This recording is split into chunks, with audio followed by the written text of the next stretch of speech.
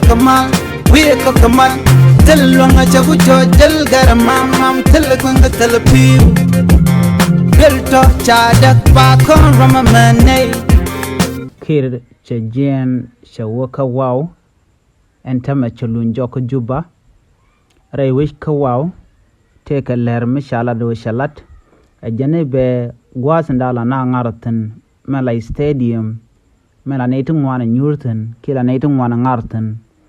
ka dorten ta ka wow chela do jane belat cha kulu gujeno annamo wa chi tok cha ka gwade dan ka kor gwade chiwe che kon ladno be shari be kalat ka chelat be eno jane be char mdid be jalat ka kor gwad me chiwe ka jane to benetin kon to ka wow be ka mojba ka ambulance andan lana tan ka dol wal ka je ka chala do kana kalat kana kala slet ke jan gwasmen tama iche nyokolade no jane be stadium be jalat godla na ngarten ke kura ka cha gujo no modong chebla let ka ngana na en mo wusal pake ma yadit ke jaka wow kui kunyandanen balat karon kin daru jandaru ngwan en beben ko ngai ke jen lat ne campaign ke gorano ba je ngai ke gorano kangani bu chong jodo mo run mu gwa kun wo ben